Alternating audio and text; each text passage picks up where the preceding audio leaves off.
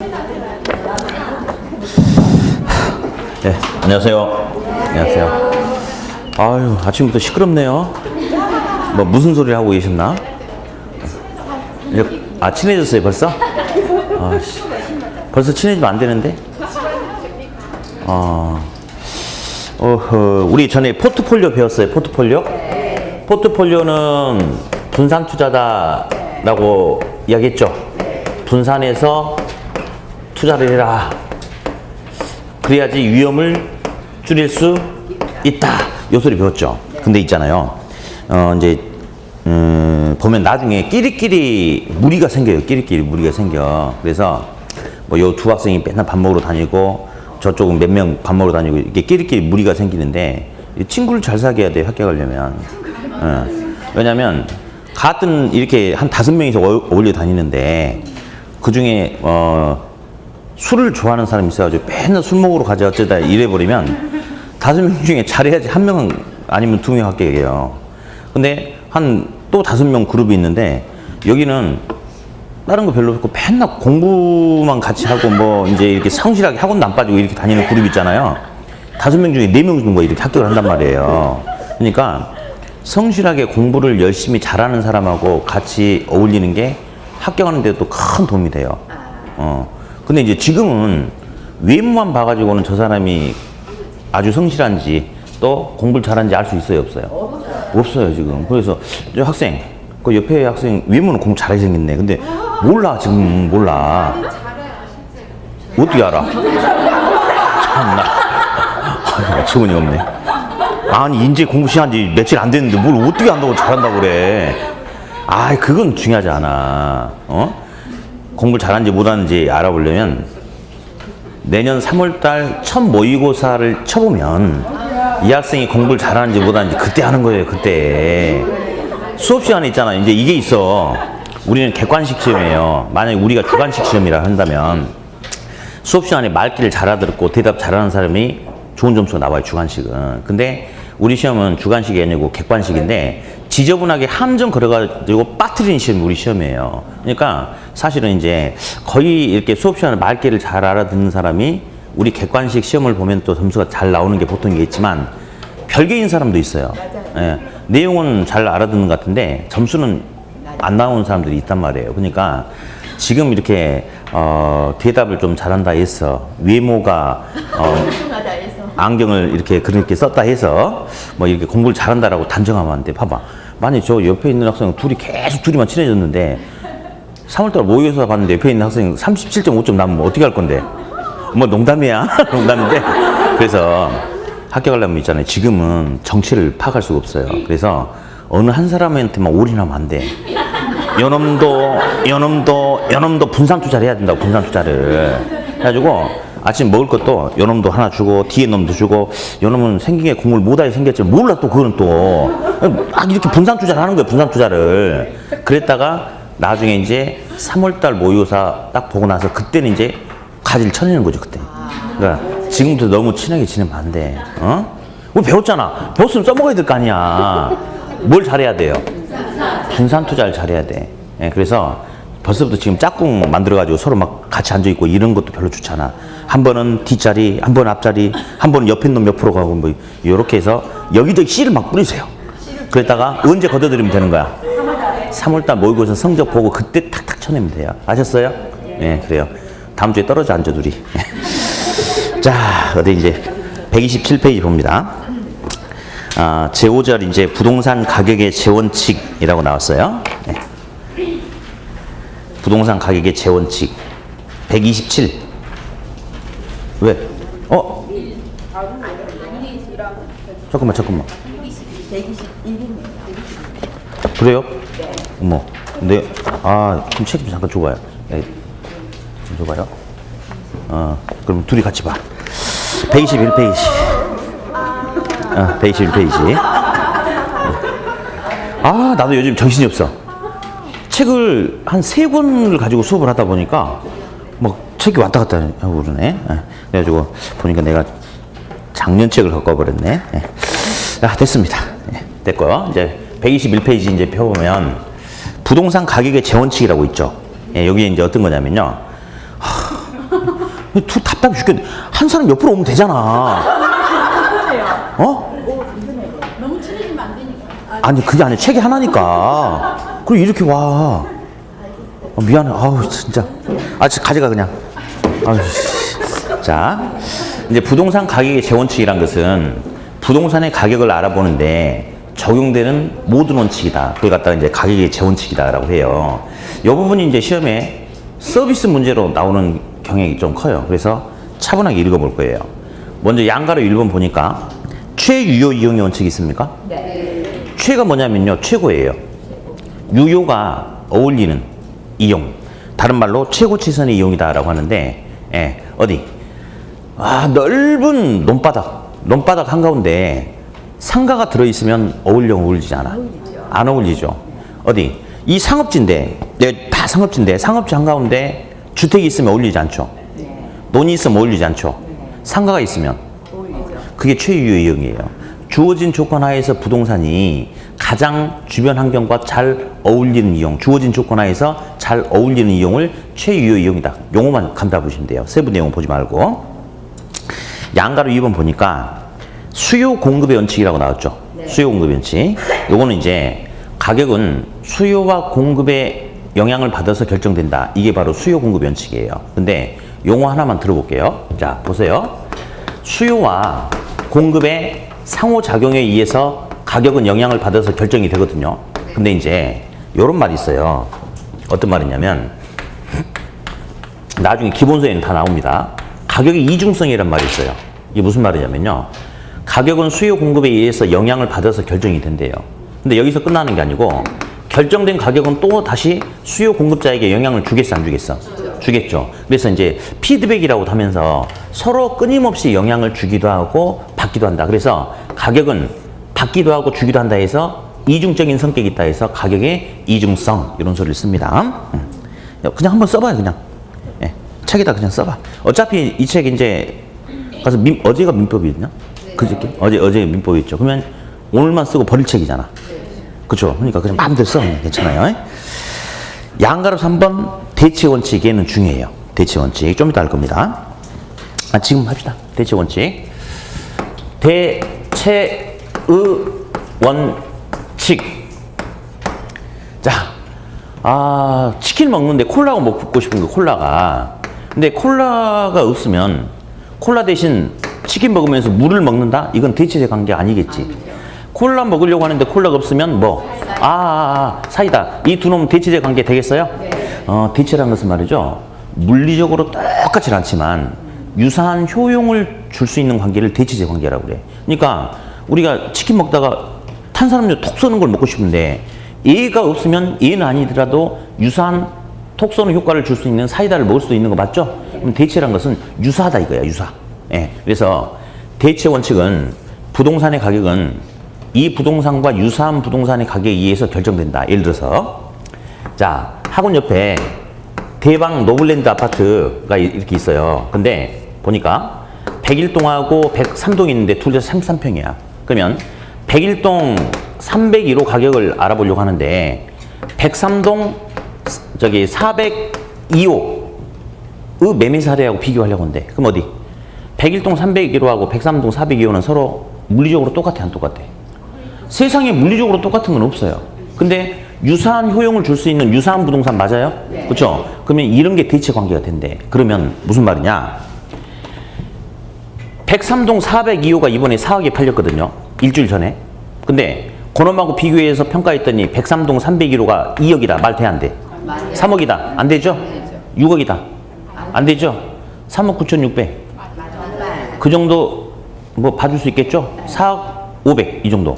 그렇죠? 그래서 다시 부동산의 가치는 부동산과 유사한 부동산의 가격에 의해서 결정된다. 그러니까 대체 관계에 있는 요 부동산이 4억이라면 요것도 대충 4억 어간이 된다. 그런 개념이 대체의 원칙이다. 그렇게 이야기를 해요.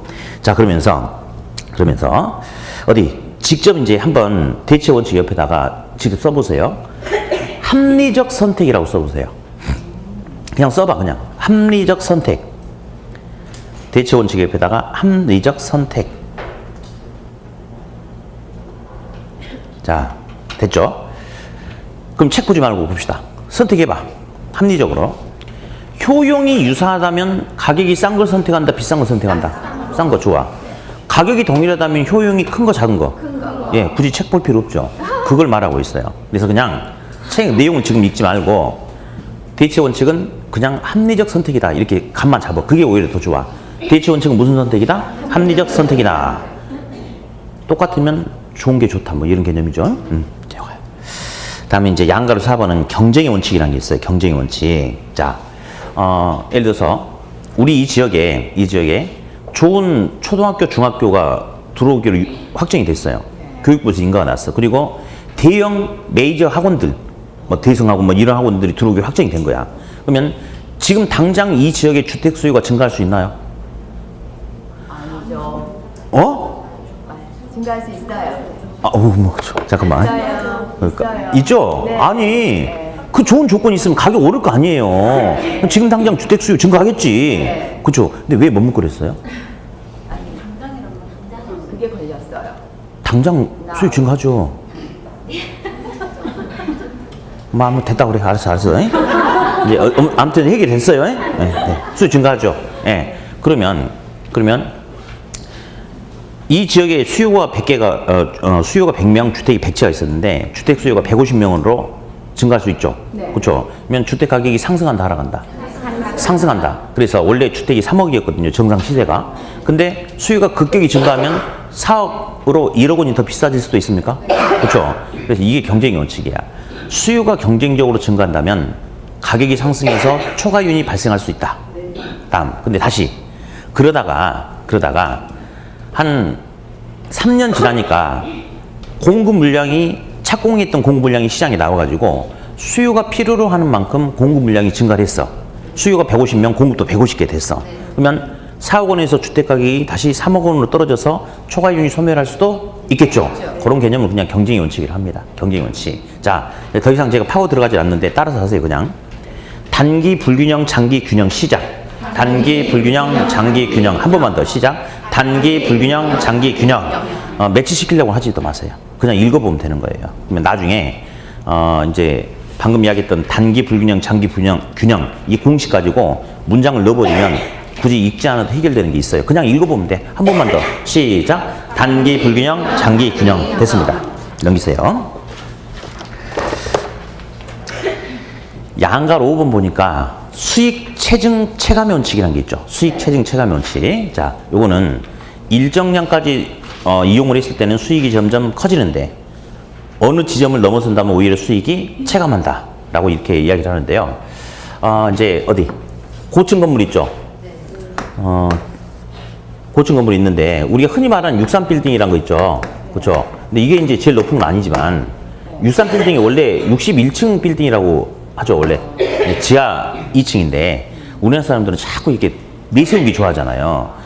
사실 지하층은 층수에서 빼는 거지 않습니까?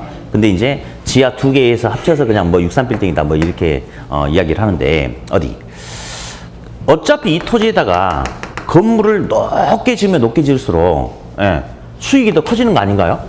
그러면 한 500층을 짓지 왜 63빌딩에서 끝났는지 한번 볼 텐데요. 요런 말이 있어요. 한계란 말이 있어. 한계. 자, 읽어봐요. 뭐요? 한계. 한계는 이제 두 가지로 해석이 되는데 하나는 추가적이라는 의미, 또 하나는 끝 경계. 그게 네 한계야. 그만해. 이런 거 있죠. 그 말은 그게 네 끝이다. 더 이상 하지 마라. 뭐 이런 말이고 이제 한계를 추가적이란 말로 해석을 하거든요. 이게 무슨 말이냐? 자, 볼게요. 건물을 2층을 건축해서 분양하려고 마음먹었는데 마음이 바뀌었어. 2층에서 만약에 한 개 층을 더 건축해서 분양한다라고 가정하자. 그러면 종전 2층 건축했을 때보다 추가적으로 비용 부담이 더 커질 수 있나요? 그러면 한 개 비용이 커진다라고 이야기해요. 추가적인 비용이 더 커진다. 그러면 2층을 건축해서 분양했을 때보다 한 개 층을 더 건축해서 분양하면 추가적으로 발생하는 수입도 커지는 거 맞아요? 그러면 한 개 수입도 커진다라고 이렇게 이야기하는 거예요. 그러니까 여기서 말하는 한계는 뭘 의미하고 있어요? 추가적. 한 개 층을 더 건축한다면 추가적으로 한 개 층을 더 건축한다면 여기서는 이제 추가적이란 말로 해석을 하고 있거든요. 그러면 이제 한번 봅시다. 우리 이제 한번 볼게요. 순수익이라고 한번 써볼게요. 순수익. 자, 무슨 수익? 순수익. 우리가 전에 순이란 말 들어봤어요. 순이란 것은 총수익에서 총비용 빼고 남은 온전한 나의 수익을 순수익이다라고 한다고 그랬거든요. 그러면 어디? 요 지점이 순수익이 0이다라고 이렇게 하면 순수익 0이란 것은 손해봤다 안 봤다? 안 봤다. 초과 이윤도? 안 받다. 없다. 딱 정상 이윤만 가져간다 이겁니다. 그럼 이제 볼게요. 어디? 이 63빌딩 여의도에 비싼 땅을 사가지고 이 토지를 사가지고 만약에 이게 이제 건물의 층수라고 할게요. 층수. 만약에 3층만 건축한다라고 하자. 저 비싼 땅을 사가지고 그러면 토지 매입비 공사비는 100억이 들어가는데 분양 수익은 70억밖에 안 돼. 그럼 순수익이 플러스겠어요? 마이너스겠어요? 마이너스가 되겠죠. 마이너스. 그러면 3층만 건축해야 된다면 건축하겠어? 안 하겠어? 안 합니다. 근데 최소한 10층을 건축하면 이런 상태에 될 수 있대요. 10층을 건축한다면 총 부지 매입비 플러스 공사비가 총 150억인데 분양 수익도 150억이래. 그러면 요 지점이 된다면 우리가 흔히 말하는 똔똔이 될 수 있나요? 네. 그렇죠? 요 지점을 그냥 지금 쓰지 마요. 나중에 뭐라 불러주냐면 총수익과 총비용이 일치한다 해서 여기 갖다가 조방 한계다 이런 용어를 나중에 씁니다. 네. 총수익과 총비용이 일치한다. 그러면 최소한 조방 한계까지는 토지용이 나타나야 되는 거 맞죠? 네. 그래야지 똔똔이 되니까 다음에 쭉 올라가 이제 올라가는데 여기가 30층이야. 여기가 31층이야. 어디? 30층하고 31층하고 누가 순수익이 더 커요? 31층. 예, 그쵸. 아마 30층에서 31층으로 올라가다 보면 아무튼 30층에서 31층으로 올리다 보면 추가적인 공사비가 더 커지는 거 맞아요? 대신에 추가적인 분양 수익도 더 커지는 거 맞아요? 근데 그쵸. 근데 누가 더 클 것 같아요? 둘 중에. 그치. 추가적으로 늘어나는 비용보다 추가적으로 늘어나는 수입이 더 크니까 30에서 한 개층을 추가적으로 올리면 순수익은 더 커지는 거죠. 기꺼이 한 개층 더 올리는 거 맞죠?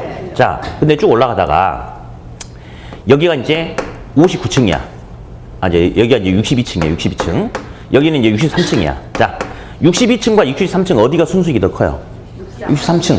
그럼 아마 63층은 62에서 63으로 올라가다 보면 추가적으로 늘어나는 비용보다 추가적으로 발생하는 수익이 더 큰가 봐요. 그러니까 한층 더 올리겠죠? 자, 근데 이제 그 다음에 문제가 여기 64층이야. 63과 64층 중에 이제는 누가 더 순수익이 더 작아요? 64층이 더 작죠? 왜 그러냐면요. 왜 그러냐면 건물을 높게 짓는다고 해서 무조건 수익이 더 커지는 건 아니에요. 왜냐면 이제 지진이니까 뭐 내진 설계는 기본이고 또 이제 이렇게 공중에는 있잖아요. 계속 바람이 불거든요. 근데 고층 건물들을 그냥 일자로 이렇게 이제 아주 그냥 우리 막 3층짜리 건물 그냥 세우듯이 이렇게 반듯하게 세우잖아요. 그러면 건물이 무너져 버린대요. 고층 건물은. 그래가지고 바람이 치면 그 바람에 맡겨가지고 건물이 살랑살랑 흔들어. 우리 여름에 막 태풍 불 때 있잖아요. 이렇게 굵은 500년 된 소나무는 부러지거든요. 부러져. 근데 열이 열인 갈대는 절대 부러지지 않아요. 휘는 거지. 갈대가 부러지지 않는 이유는 바람이 불면 버티는 게 아니고 몸을 바람이 맡겨가지고 흔들어 죽는 거거든. 그러니까 안 부러지는 거예요. 휘긴 해도. 그래서 건물도 실제로 이 고층 건물들은 바람이 불면 이렇게 흔들리게끔 이렇게 설계를 하는 거거든요. 흔들림을 느낄 수 있는 공간은 딱 한 군데라고 그래요. 어딜까요? 여기서. 설마 커피 마시고 있는데 흔들려 버리면 콕 죽어버릴 테고. 그거 아닐 거고. 어딜 것 같아? 알아맞히면 1,000원 줄게. 예. 자, 1,000원.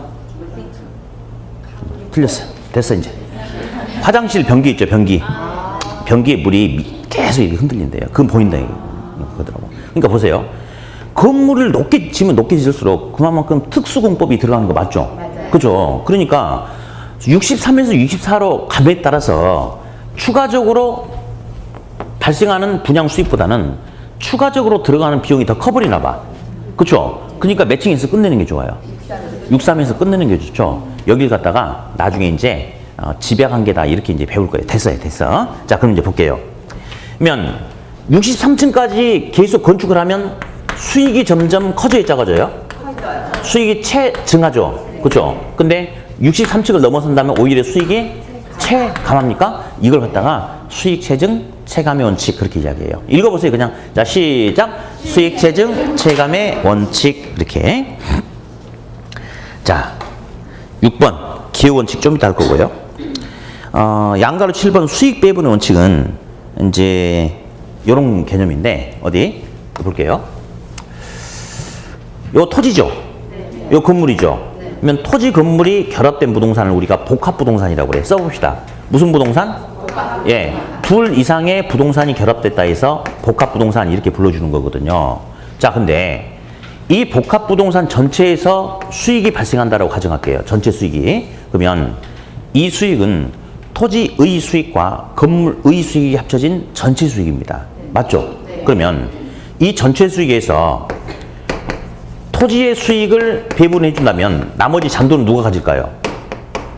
자, 잠깐만. 이 수익은 토지로부터 비롯되는 수익과 건물로부터 비롯되는 수익 이 두 가지가 합쳐진 전체 수익이란 말이에요. 거기서 전체 수익에서 토지의 수익을 주면 나머지 잔돈은 누가 가져?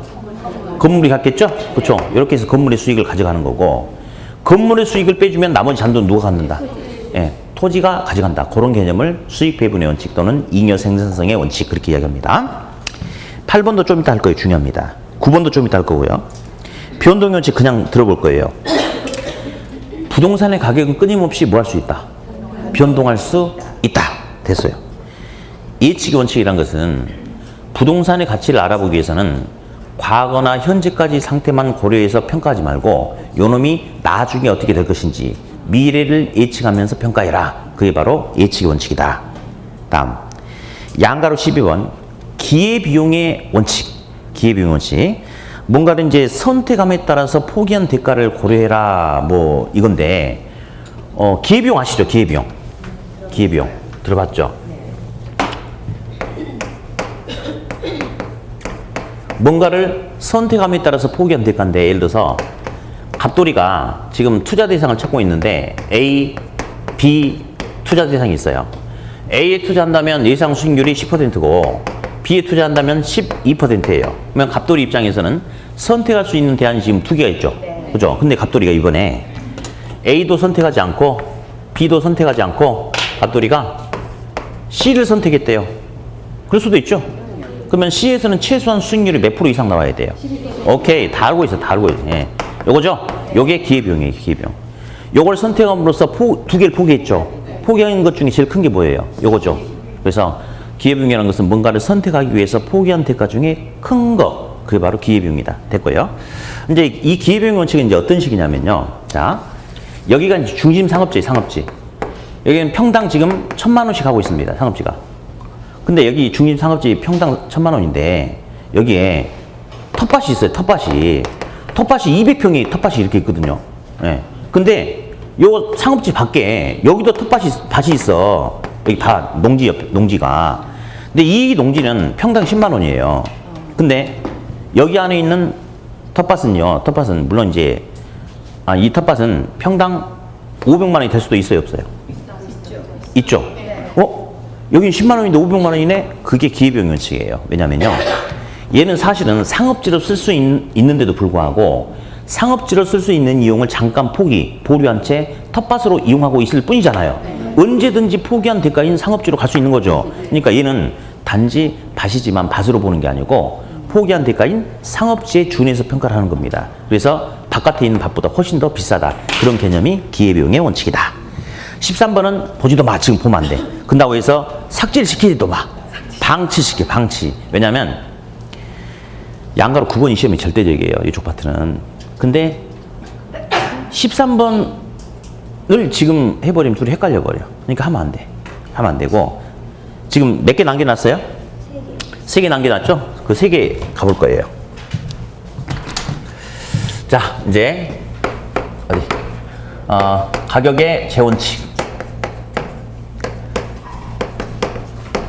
자, 뭐 남겨놨죠 아까? 기호 원칙하고 또 균형 원칙 또 적합 원칙 남겨놨죠? 그렇죠? 예. 그러면 어디? 균형의 원칙. 그리고 기여의 원칙. 자, 이거 설명하기 전에 이거 한 번 더 해봅시다. 감가란 말이 있어요. 감가. 감가. 상각. 감가 상각 들어봤죠? 그렇죠? 여기 보세요. 여기 보세요. 이 건물이 새 건물이었거든요. 감가 상각이 전혀 없어요. 근데 5년 지나니까 벽에 균열도 발생하고 페인트도 벗겨지고 문짝 틈도 벌어지고 이러네. 훼손될 수 있어요? 훼손되는 게 상각이에요. 훼손되는 게 상각이야. 그러면 훼손의 정도에 따라서 가치가 증해져, 감해져. 감해지죠. 그러니까 훼손된 정도에 따라서 가치가 감해지기 때문에 그 영향을 반영하는 것을 감가상각이다. 그렇게 불러주거든요. 흔히 그냥 감가란 용어로 그냥 써버리게 합니다. 우리는. 무슨 뭐라고 한다고요? 감가. 그럼 감가는 세 가지가 있는데 들어볼 거예요. 물리적 감가라는 것도 있고, 기능적 감가도 있고, 경제적 감가도 있는데, 여기서 경제적 감가는 다른 말로 외부적 감가다라고도 불러줍니다. 외부적 감가. 자, 일단 물리적 감가는요, 시간이 흘러감에 따라서 대상 물건이 노후, 파손, 마멸되는 거. 그걸 갖다가 물리적 감가라고 그래요. 시간이 흘러가니까 벽에 균열이 발생할 수 있죠. 누수 현상이 나타날 수 있죠. 페인트 벗겨질 수 있죠. 예, 그런 게 물리적 감가예요. 여러분도 오늘 집에 가셔가지고 고등학교 때 사진, 아니야, 고등학교 한 20년 전 사진 봐봐. 그러면 그게 무슨 감가예요? 20년 전에는 피부가 탱탱했는데 지금은 뭐 이런 거 있잖아요. 그게 바로 물리적 감가가 나타났다. 그 말입니다. 됐고요. 근데 우리 시험은 여기서는 안 중요합니다. 안 중요하고. 요 두 놈 가지고 하는 건데, 기능적 감가는 기능 발휘가 제대로 안 되는 게 기능적 감가예요. 예. 기능 발휘가 제대로 안 된다. 요즘은 사람들 직업이 굉장히 다양해졌어요. 그래서 아침에, 옛날에는 거의 대부분 아침 7시 몇 분에 다 우르르 나갔다가 저녁 7시 정도 되면 우르르 들어오고 이러는데 지금은 직업이 너무 다양해가지고 남들 출근할 때 슬리퍼 신고 돌아다니는 사람도 있는데 옛날에는 저 백수 그렇지만 그렇지 않을 수 있죠. 예, 사장일 수도 있고 막 그런단 말이에요. 그러면 옛날에는 전부 다 아파트가 중앙난방식이었어. 근데 요즘엔 그러니까 이제 중앙에서 그 시간 맞춰 통제를 하는 거야. 근데 지금 사람들 직업이 너무 다양해졌어. 그러면 어떤 사람은 새벽에 나가는 사람이 있고 또 낮에 나가는 사람이 있고 다를 수 있잖아요. 그러면 어디? 중앙난방식 아파트는 요즘 추세에 맞지 않죠. 그런 경우는 부식이죠. 기능 발휘가 제대로 안 된다 해서 기능적 감가다. 그렇게 이야기를 해요. 다음. 우리 건물이 10층짜리 건물입니다. 근데 많은 사람들이 이용하는 건물인데 엘리베이터가 딱 한 대만 있는 거야. 그러면 기능 발휘가 제대로 돼야 안 돼요. 안 돼. 그래서 그런 개념을 기능적 감가다. 그렇게 이야기해요. 감만 잡으면 돼. 감만. 뭐 설계, 설비가 부족하거나 뭐 이런 것들을 기능적 감가다라고 이야기해요. 다음. 경제적 감가는 다른 말로 뭐라 한다고 그랬어요? 외부적 감가다. 이 말은 내 토지는 그대로 있는데 내 토지 옆에 쓰레기 매립장이 들어섰다. 낙골당이 들어섰다. 그러면 내 토지 자체에 문제 있는 건 아니죠. 근데 내 토지를 둘러싼 외부 환경에서 안 좋은 영향을 받아가지고 가치가 하락할 수 있겠습니까? 그걸 갖다가 경제적 감가 또는 외부적 감가다. 그렇게 이야기합니다. 자, 이제 설명 좀 들어가죠. 먼저 균형의 원칙 보겠습니다.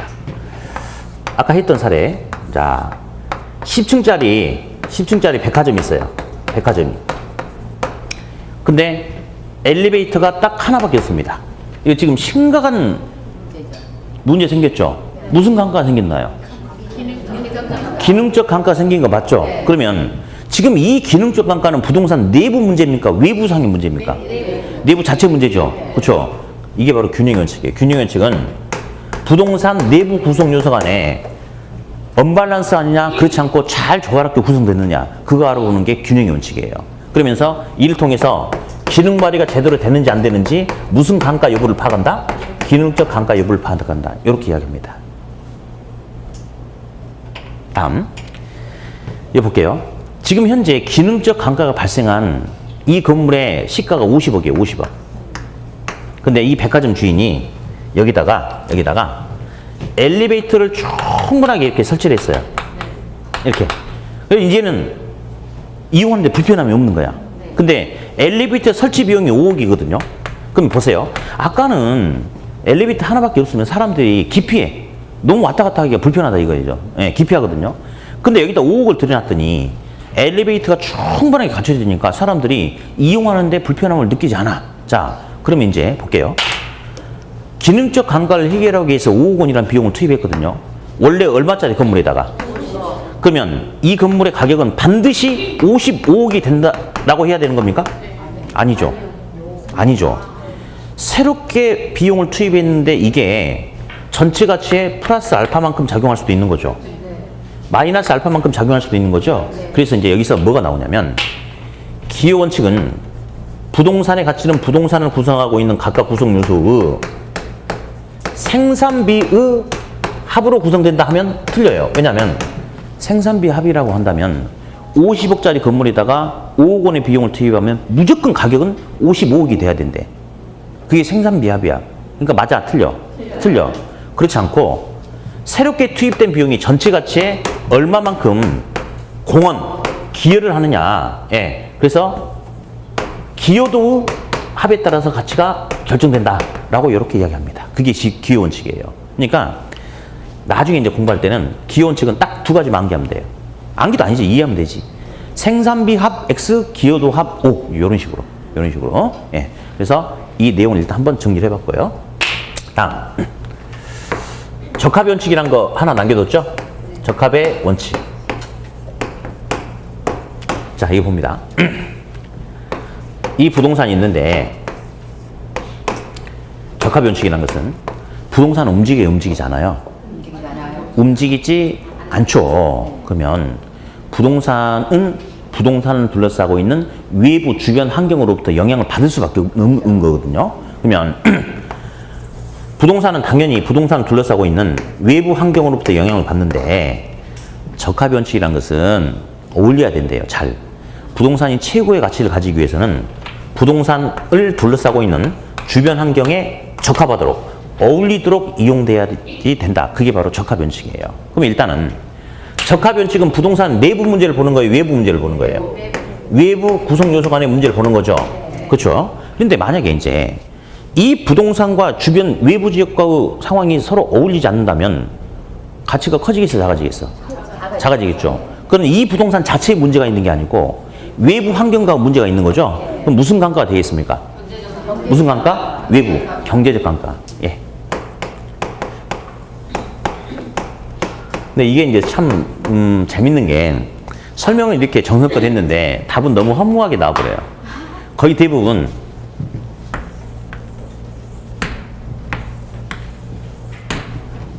그 뒤에 거는 거의 안 나와버리고요. 나와도 그 껍데기고 맨날 틀린 거 고르셔. 그러면 어떻게 나오냐면요. 균형의 원칙이라는 것은 부동산의 외부 지역과 어쩌고저쩌고 이렇게 나와. 틀렸죠?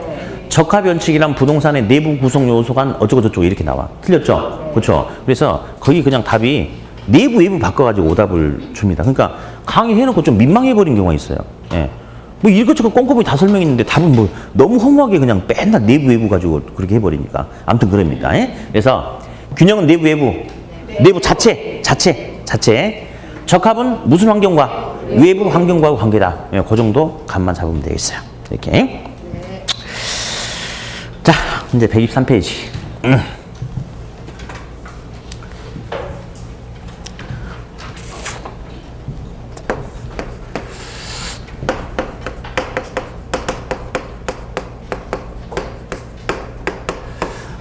이제 지금부터 이제 하는 부분은 좀 재미없어요.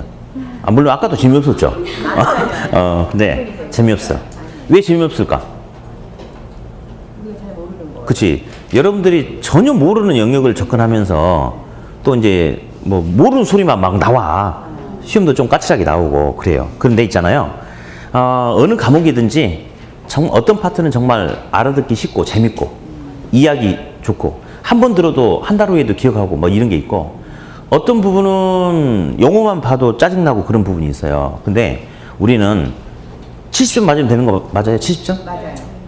지금은 70점 맞을 수 있어요? 없어요? 없어요. 둘이 손잡아도 안 될까? 안 돼요. 그럴까? 근데 70점 맞으면 되는 거예요. 안전하게. 그럼 있잖아요. 어떤 과목이든지 정말 암기해야 될 게 많고 너무너무 낯선 용어들이 많고 들어도 뭔 말인지 모르겠고 이런 부분이 있어요. 그냥 눈 뜨고 가만히 멍하니 가만히 앉아 있으세요. 그럼 있잖아요. 아무 생각 없이 앉아 있으면 귀에 들어오지 않겠지. 근데 흘려가는 소리라도 듣고 흘리는 거하고 아예 모르는 거하고 다르거든요. 그래서 정말 까칠한 부분 열심히 하려고 하지 마. 거기서 틀려주면 되지. 그리고 쉬운 부분에서 점수 따주면 되는 거예요. 그래서 이제 지금 하는 부분이 조금 이렇게 그래. 그래서 이제 지금은 아무 생각 없이 따라서 이제 하는데 대신에 제 읽으라고 하면 크게 읽으세요. 크게. 계속 크게 읽어보는 거야. 그러면 아무 생각 없이 하다 보면 머릿속에 나중에 자리를 잡을 수가 있어요. 이제 감정평가 3방식이라는 게 있는데 책은 절대 보지 마세요. 나중에 기본서에다가는 제가 별표 치라고 할 테니까 지금 냅둬버리고 이제 이게 뭐냐면 지금까지는 우리가 감정평가란 게 이런 거다 저런 거다 기초적인 내용 가지고 잠깐 이야기를 했어요. 자, 근데 여기서는 본격적으로 어떤 절차 과정을 거치면서 부동산이란 물건의 값을 도출해냈는지 그거 지금 이야기하려고 하는 거거든요. 그래서 이제 평가 방식이라고 하는데 뭐 이런 용어 자체를 몰라도 상관이 없습니다. 볼게요. 우리는 지금 부동산이란 물건에 이 부동산이란 물건에 가격이 얼마인지 알아보려고 해요. 이게 감정평가인데 근데 보니까 부동산도 여러 유형의 부동산이 있더라고요. 여러 유형의 부동산이.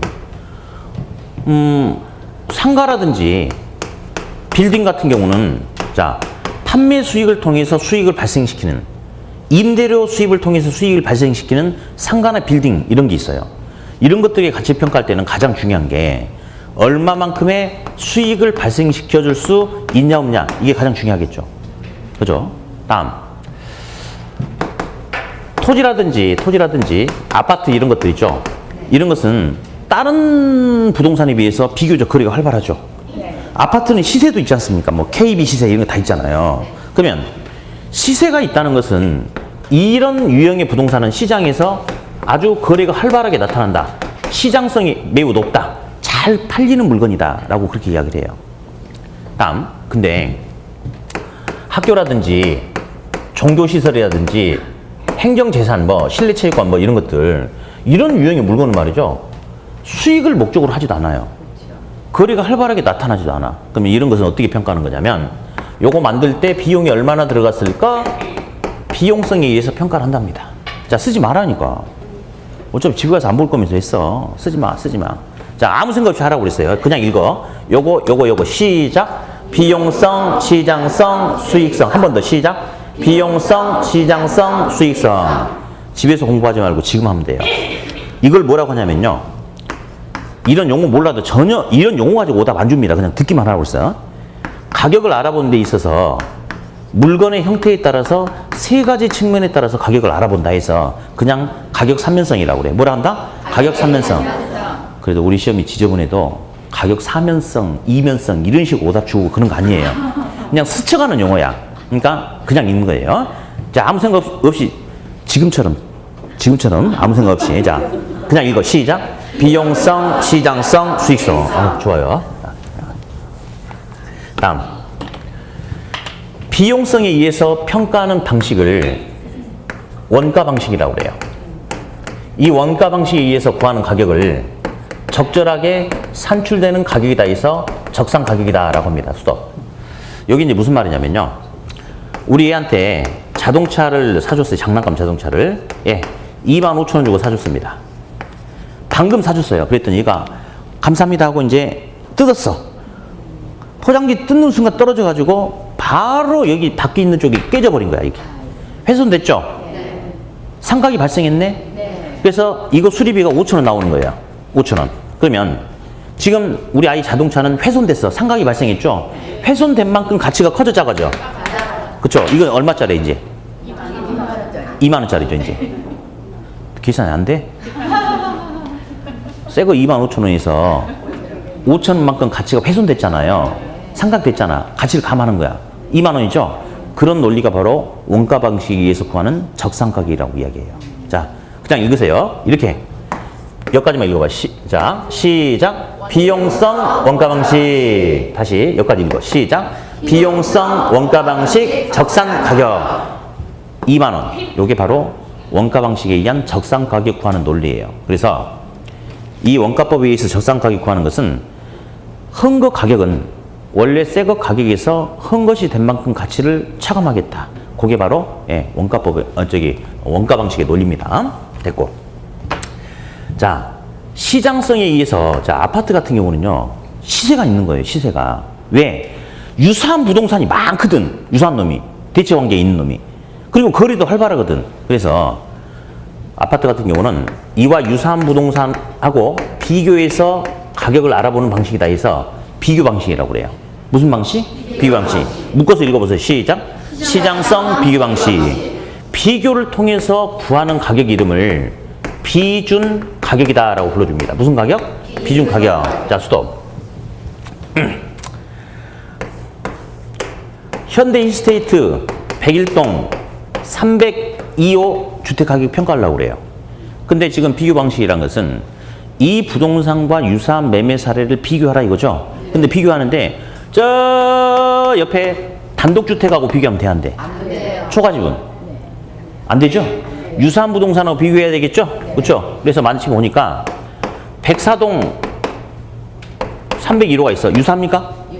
유사하죠. B가 말이죠. 비교인데요. 어떤 놈하고 비교하란 말이냐면 대체 관계가 있는 유사한 놈하고 비교해라. 그게 B입니다.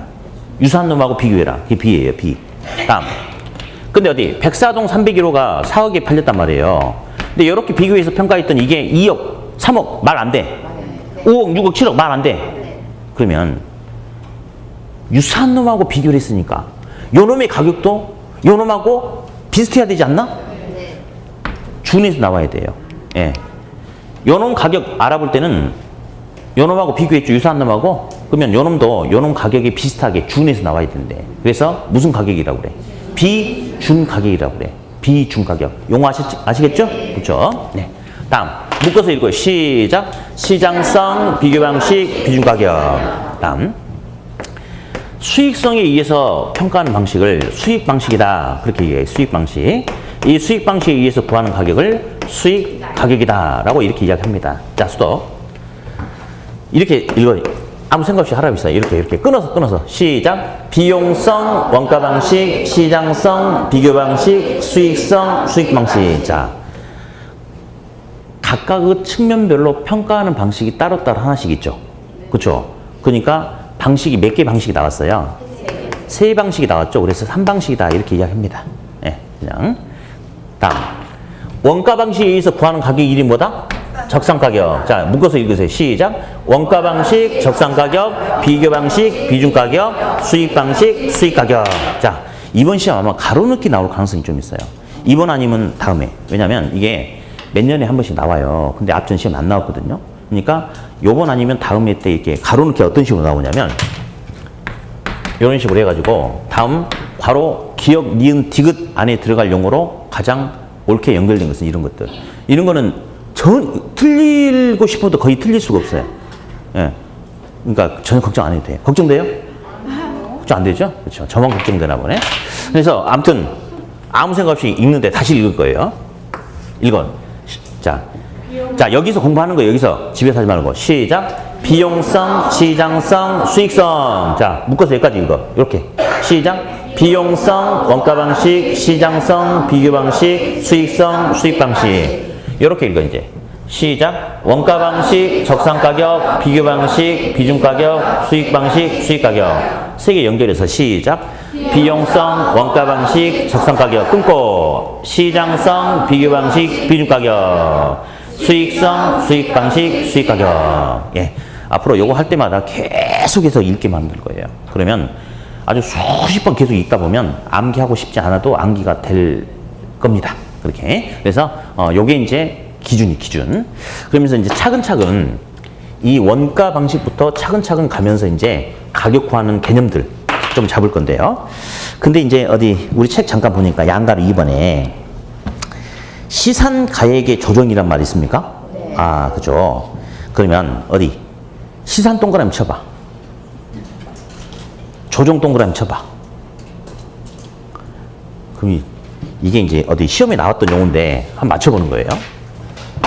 시험에 이렇게 나왔어. 시산 가액의 여러분 가액과 가격 똑같은 말이에요.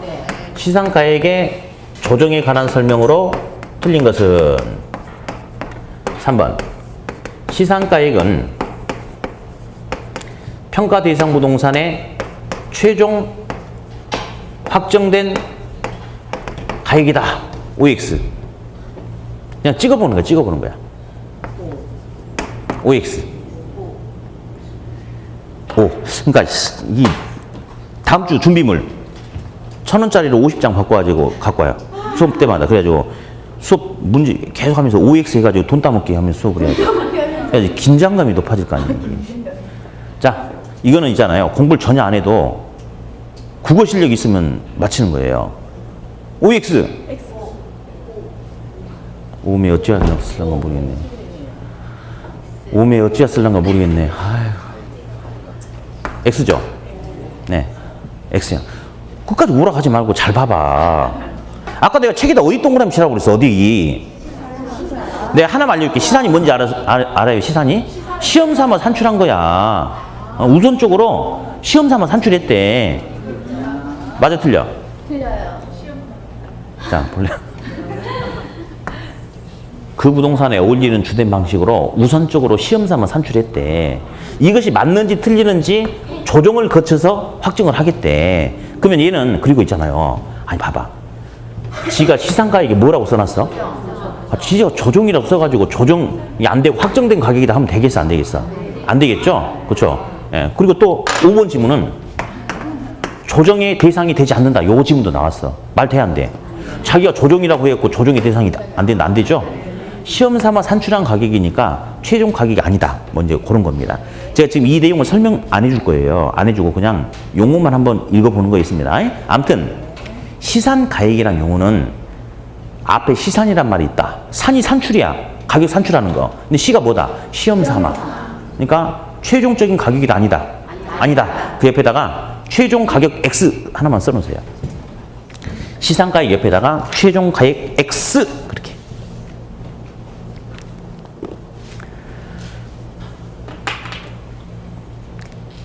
됐어요? 자, 여기 잠깐 보죠. 아까 우리 가격의 재원칙 했어요. 여러 가지 했는데 그중에 이제 뭐 다 시험에 나오긴 나옵니다만은 주로 시험에 잘 나오는 크게 네 가지는 이거예요. 동순이요, 동순이. 두 놈, 세 놈, 대치 원칙 이 정도. 다시 한번 볼게요.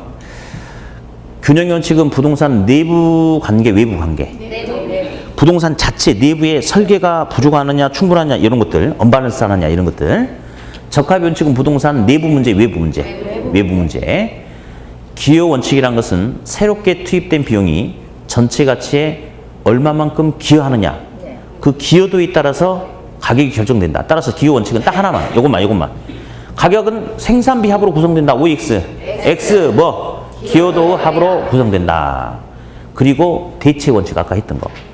대체라는 것은 유사하다. 부동산의 가격은 이와 대체 관계가 있는, 즉 유사한 부동산의 가격에 의해서 이 부동산의 가격도 결정된다. 그리고 아까 합리적 선택이란 말을 쓰라고 그랬어요. 책 어딘가에. 기억나세요? 그러면 가격이 동일하면 효용이 큰 거 작은 거? 큰 거 선택하고, 효용이 동일하면 가격이 큰 거 작은 거? 작은 걸 선택한다. 그게 바로 대체의 원칙이다. 이렇게. 그러니까 대체 원칙에서 합리적 선택이다라고 제가 하라고 그랬죠. 그런 개념들이 다 대체 원칙이다. 이렇게. 예. 다음 평가 방식 이제 요거 했는데 한 번만 더 읽고 끝낼 거예요.